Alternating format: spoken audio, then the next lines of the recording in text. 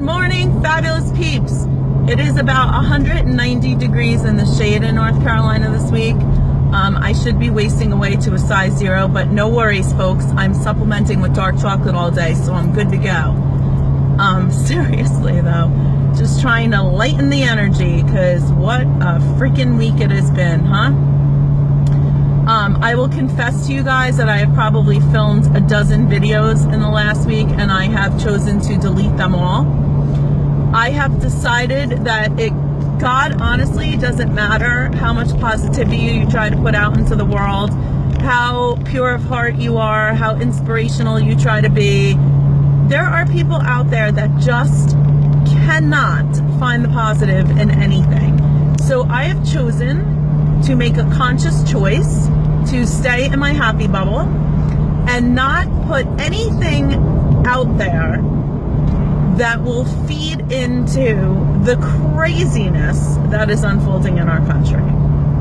So instead, I want to share a really quick story with you guys, and it's something Kyle and I were talking about the other day that has just stuck with me my entire life. When I was out of high school, I worked in retail. And one of the places that I worked had like a week-long training course. And part of that training was in customer service. And I don't know why this has always stuck with me, but it has. And I am about to be 49. So that's what a significant impact this had on me. We had to watch this video as part of the customer service training. And it was really cute because it wasn't just like a boring thing like be nice and whatever. It was done like a film, and it was done like a Sherlock Holmes kind of movie where it starts and they find this guy who's dead and they're trying to figure out what happened, and then they're going back through his day and they're like interviewing everybody that he had contact with. And the short version of a really awesome customer service training video was that as they took you through this guy's day, every single person that this guy had interaction with was rude and mean, and nobody could like help him with what he needed, and they were just negative. And by the end of the day, this guy had just like had enough. And there was like a backstory. He had to leave the country for something, and he couldn't get his passport because he needed to get a shot to go to this other country. So like he goes to the passport office and nobody will help him. He goes to the hospital to get the shot, and he's trying to explain to the nurse that he's scared, and she just doesn't give a crap. So the short version was, at the end of this film, the conclusion was that every person who that guy came into contact with on that day was responsible for his death.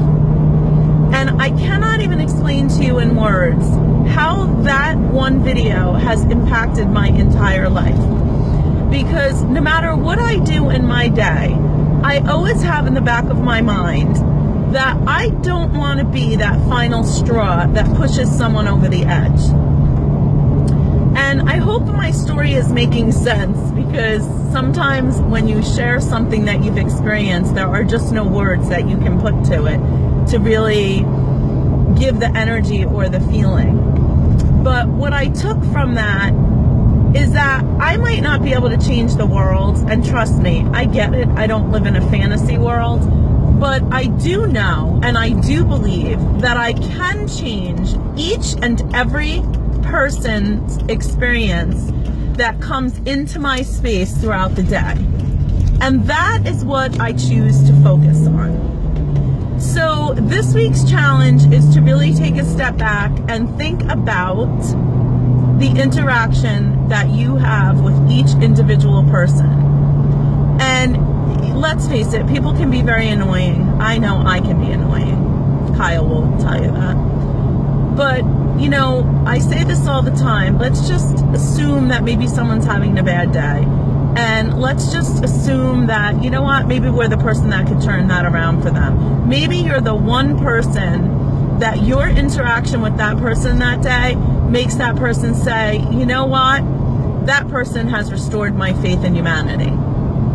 So let's go be the solution this week and not feed into the problem. And for all of you who keep messaging me and ask me about staying in the happy bubble and how to do that and blah, blah, blah, blah, blah, here is the easiest and simplest way that I could tell you to do that.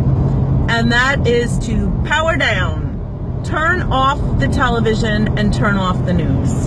Stop watching it. Go volunteer, go do something positive. So I want to thank you guys all again for watching Morning Thoughts. And I want you to remember to go make it a great day, because we do have all the power. Thanks for watching.